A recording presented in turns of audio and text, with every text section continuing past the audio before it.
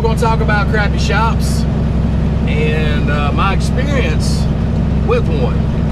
And you go across the nation, you're going to see a lot of shops, you're going to meet a lot of mechanics.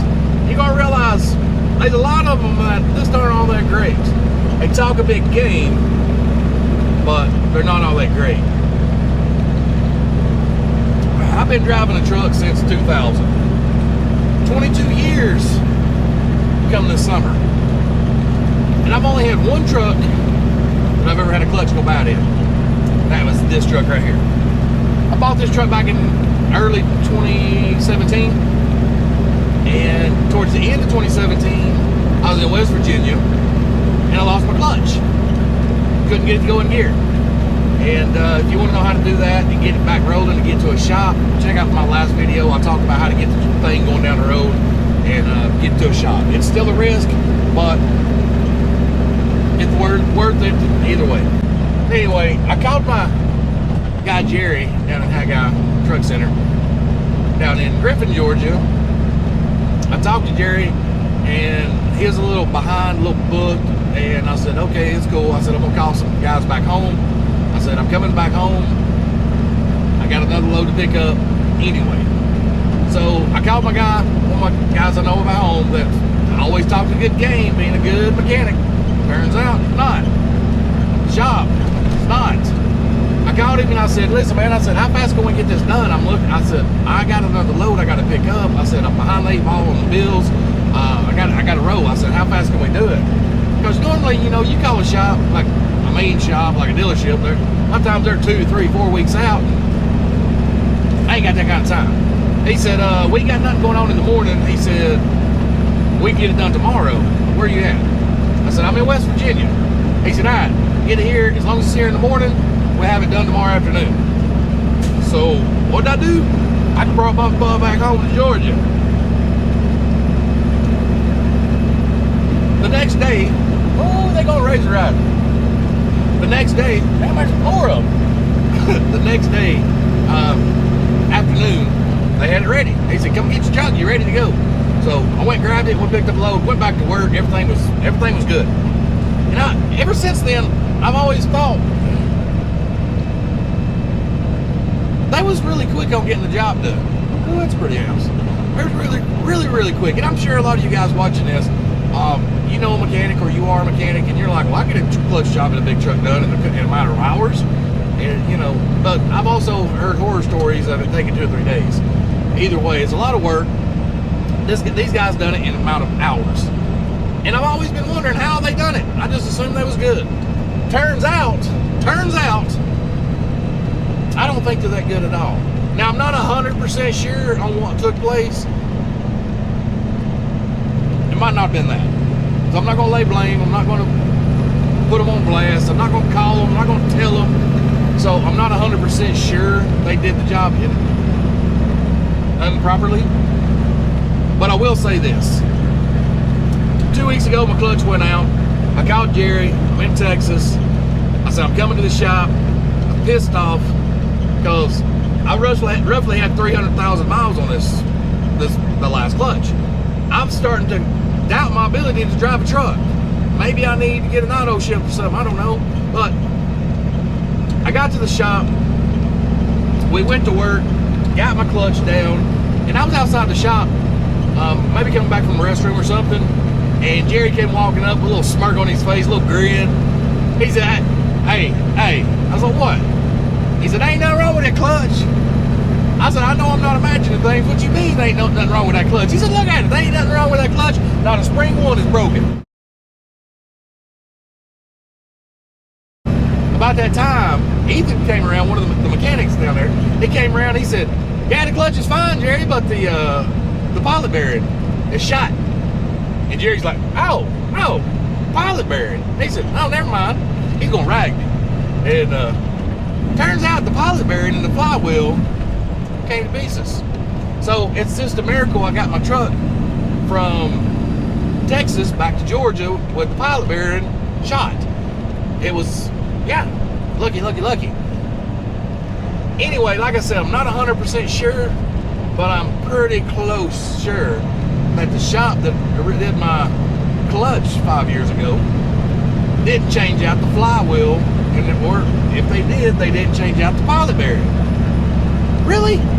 So the pilot bearing and the drive shaft, or the flywheel, they didn't match in color from the clutch to the flywheel. Like, you know, usually they kind of match in color because they got about the same wear and tear on them, and they're usually the same brownish looking, not rust color, but brownish looking, worn color. And it was worse. I don't think they changed my damn flywheel. They may have, I might be wrong, maybe, I don't know.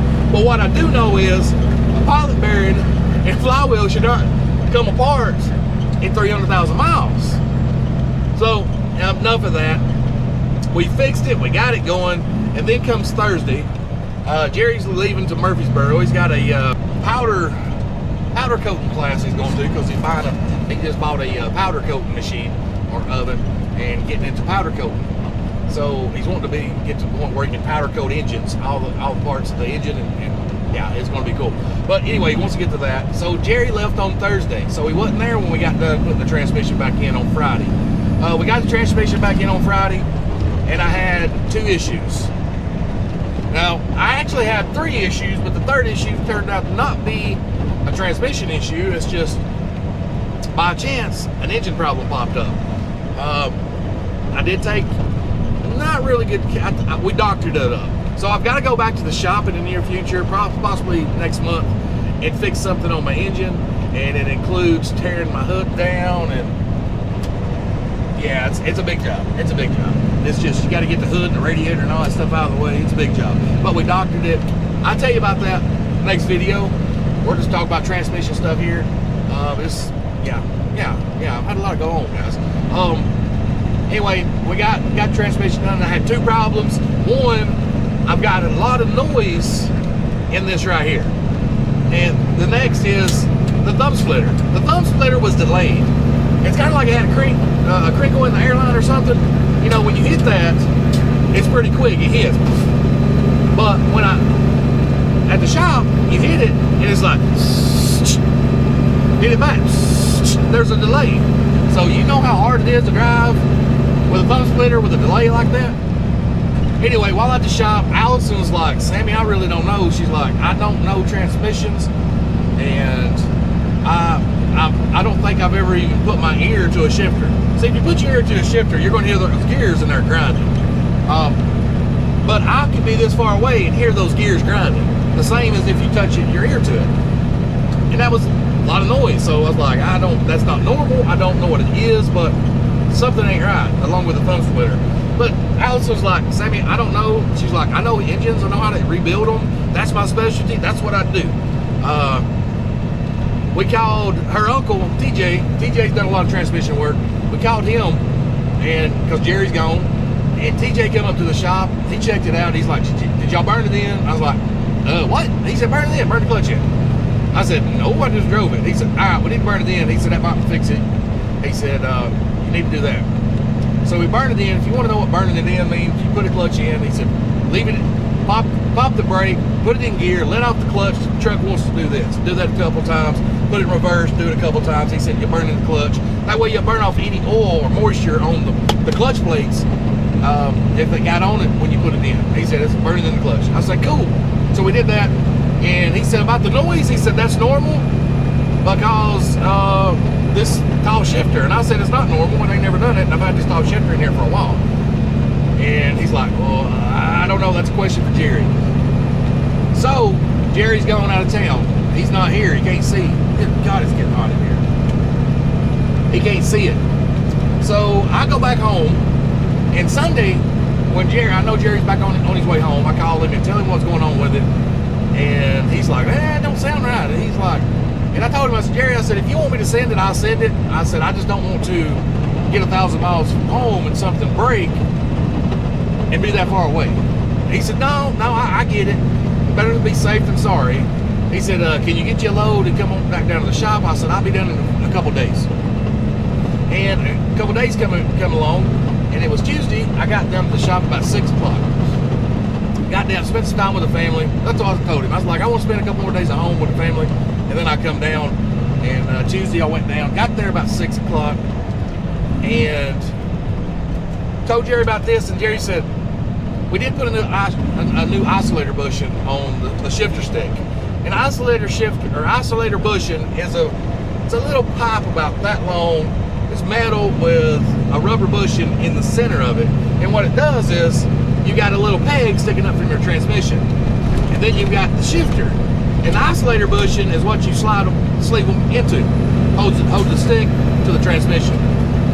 Anyway, what they're for is I wanted to change it out because it's like, I don't like all this flop in the shifter. And they said, well, we'll change isolator bushing. He said, how many miles you got on this truck? I was like, 796. He said, all right. He said, well, probably what's happening. He said, you got a lot of miles on your truck. He said, we put a new isolator shifting isolator bushing on here. You never know what I'm gonna say. Don't even catch half the crap. We put a new isolator bushing on here. He said, and it's catching more of the vibration from the engine, whereas the old isolator bushing was worn out. I said, okay, that makes sense. He said, what we're going to do, he said, with one this old, this many miles on it, he said, I want to put a thicker transmission fluid in it. He said, try to, quiet it down a little bit. So we done that, it worked. Now, on to problem number 2, the shifter. He's scratching his head, he's got his hat on sideways, he's like, it don't make sense. It don't make sense at all. He said, from what that shifter's doing, because we checked the airlines, there's no crimps. He said, what that splitter's doing has nothing to do with the clutch job. I was like, I don't know, man. I don't know either. I'm a truck driver, man. I'm a truck driver. He said, all right, well, I'll see you in the morning, and we'll figure it out. Well, the next morning came, me and Allison's messing with the truck. And Jerry calls her on the radio and says, hey, I got an idea. He said, I've been racking my brain about this all night and all morning. He said, there's a slave cylinder on the side of the transmission, on the driver's side, on top. He said, there's a slave cylinder in there that pushes the gear forward, pushes it back. He said, do me a favor. He said, grab the airline off of that and hit the thumb splitter, throw air to it, and see if fluid comes out of it. So we did that, and sure enough, transmission fluid went all over our hand. So we went in and talked to Jared. He said, all right. He said, but I've been racking my brain since yesterday. He said, what makes sense to me is, he said, if you take a cup and you hold it over water and you push it down, you know how it traps the air up in the cup? I was like, yeah. He said, that's similar to what happened. He said, what happened is when we dropped the transmission and released the pressure off the fluid from there, the slave cylinder, he said, I got thinking the diaphragm in there might be dried out. He said the O-rings might be dried out. He said, so when we released the pressure, and he said some other things that I don't actually know, and then he looked at me, he's like, does that make sense? And I'm like, let's just say, yeah. No, it don't, but yeah, it makes sense. And he said, all right, cool. He said, when we dropped the transmission, it relieved the pressure, it allowed fluid to fill into the slave cylinder, and that's why, well, it does kind of make sense. So anyway, he said, we're going to get a rebuild kit, an O-ring kit, and the head on the slave cylinder, it was kind of gummed up, and he said, since it's all gummy in there, we're going to go ahead and he said, I recommend put a new one on there. I said, okay, put a new one on there. We done that, put some thicker fluid back in the transmission, and here we go. We got a fast shifting thumb splitter, and a quiet shifter. And guys, I'm gonna tell you, you hear me and Just Trucking. Me and Just Trucking, or Justin's always talking highly of Haggai. Haggai Truck Center down in Griffin, Georgia. I will link their information down in the comments. We're always talking so highly of them because you get down there, Jerry and the guys down there, they're actual mechanics. He didn't need a computer to plug into to see what was going on. He actually knows the mechanics, the order of operation from the mechanics of this thumb splitter. So he just went through the order of operation of the mechanics of this thumb splitter, and he thought, let's try this, check this. It happened to be what it was. So I tell you what, guys, if you're still hanging in there, I got a special treat for you. I am going to give you a $100 bill. Well, I'm gonna cash out you $100. I went down and got a new clutch. It's a guessing game. I got a new clutch. I got a new flossing. clutch job, and also had a rear structure leak on my engine. So while we had the transmission down, we pulled the rear structure off, done a new seal and sealed it up, so I don't have that rear structure leak anymore. Maybe now I can clean underneath my truck and it needs to be some dirty. I've got a price that I spent, and if you need the same work done, I want to compare it. So based on your knowledge, maybe history, what do you think I spent on a clutch job and a rear structure job done at the same time? The closest person to guess it, I'm gonna leave you a winner, and I will get your cash out or Venmo, and I'm gonna send you $100, and dinner's on me. How about that? So the rules of it is, the moment this video uploads from the date, you've got 3 days. At 3 days, I'm gonna go through the comments, and the closest person to the total of the job, I'm gonna send you a $100 bill. Dinner is on me. So I will reveal that in one of the next videos with my invoice, and you know, just add a little fun and get back a little bit. Hey guys, if you're still hanging in there, you rock, you're awesome. If you like the video, give me a big old thumbs up. And remember guys, it's not about how far you go in life, it's about how far you go and add quality and values to others. Till the next video, see you, bye.